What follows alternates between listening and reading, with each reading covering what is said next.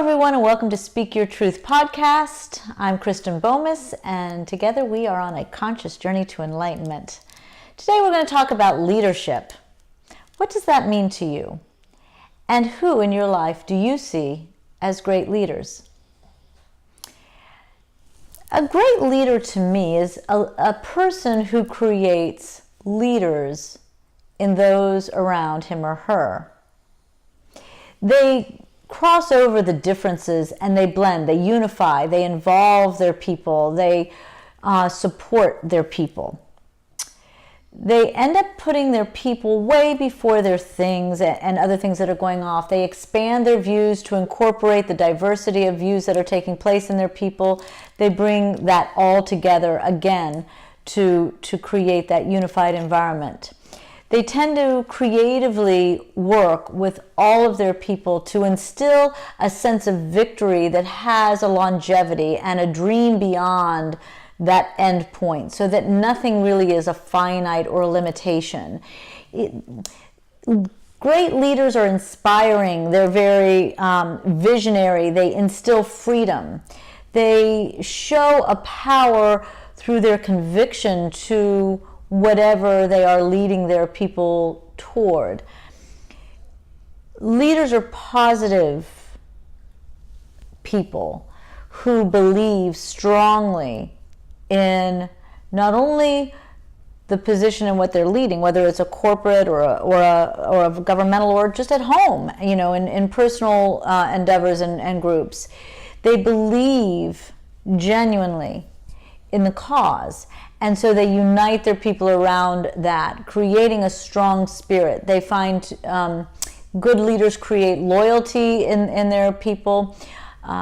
They don't just create followers. Like I said, they create leaders. They want people to think on their own and to be willing to step up and add their creativity. And a great leader leaves their mind wide open to that diversity of thought and opinion that comes from those with whom they lead or for whom they lead, however you want to say that. It's an interesting dilemma, because do our leaders really take the time to embrace their own self and have that humble stance that's so genuine in what they believe and what they're about? And can they instill that in others? Can they create that spirit of their love and their unity, their belief, their strength, their courage, whatever it may be that makes them that great leader? A great leader is without ego, without the need to be praised. For it is not about the leader that the leader leads. It is about the people and the cause that the leader leads. And it is in that conviction that the leader really can embrace their people and create great leaders out of the people who are a part of the same cause. So consequently, leadership is really a type of service. A leader is always giving. A leader is always engaging, and a leader is always listening. It is the dictator that limits others, that doesn't foster support, but instead takes a stance of superiority and creates the limitations and doesn't allow the unity, but instead the coercion and the divisiveness, because it's in that divisiveness that the people fragment and they become followers, and they no longer think on their own, and they don't become leaders, and they don't have their own thoughts, and there isn't an openness to really giving your thoughts to that leader and having it open up with diversity, all that's going on. It is the dictator that points fingers and blames and pushes people away. It is the leader who does not blame and knows that blame does not exist. It is the leader that takes us into freedom and the dictator who takes us away. Inside, know what you define a leader as. Know that part inside yourself where your leadership resides. Each of us is a leader in our own way, especially in a free country. How do you find that courage and that strength within yourself to be a leader? First and foremost, a leader of your own life. Are you the one leading your life? Are you creating leaders around you as you pass through your life? Or do you feel people shutting down, pushing you away? Are you pushing others away? Are you the leader you wish to be? Are you expanding your own view and the views of those people around you? Do you find yourself inspiring them with your passions, having a vision for your own dreams? So start with being a leader of your own life, knowing inside what inside you you're most committed to, and where you can really show that conviction and loyalty to yourself, to your dream, and to those around you. Define your circles.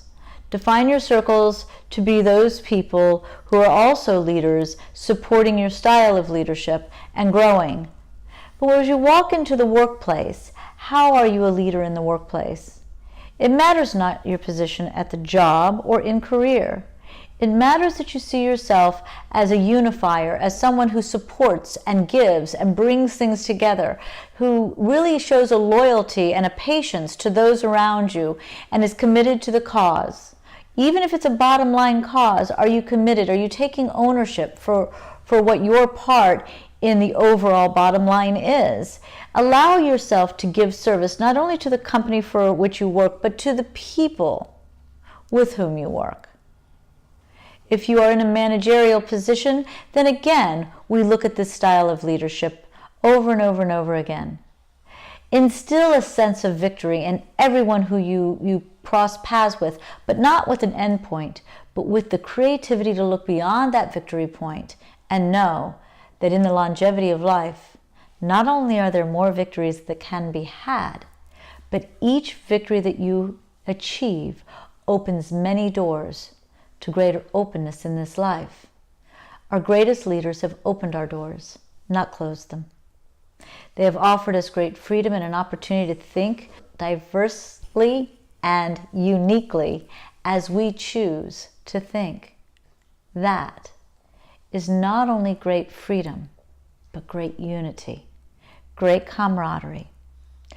For it is the spirit of the leader that gets duplicated in the spirit of the people who are a part of the following of that leader. Leaders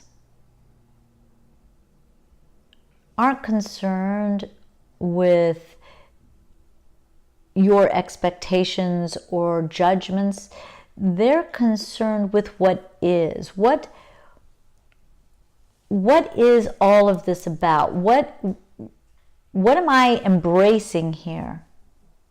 You may have your thoughts about it and your expectations of what should be happening, what the right thing is to do, but a good leader really takes all of that in and really inside his or herself looks at what is from their perspective, and hopefully a good leader is also taking in that perspective of the people around him or her, and that is where they begin leading and continue leading.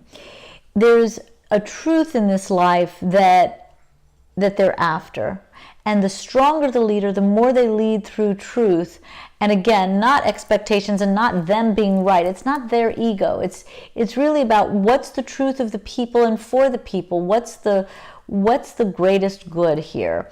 It's that conviction that is so important to a leader because it takes them away from that position of authority. So I ask you all to think about these concepts and how to you a great leader is formed. Let's look for it in ourselves. Let's teach it to our children.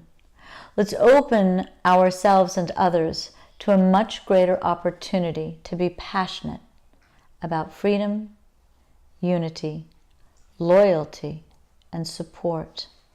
Let's move beyond divisiveness and dictatorial behaviors, thinking our way is the right way.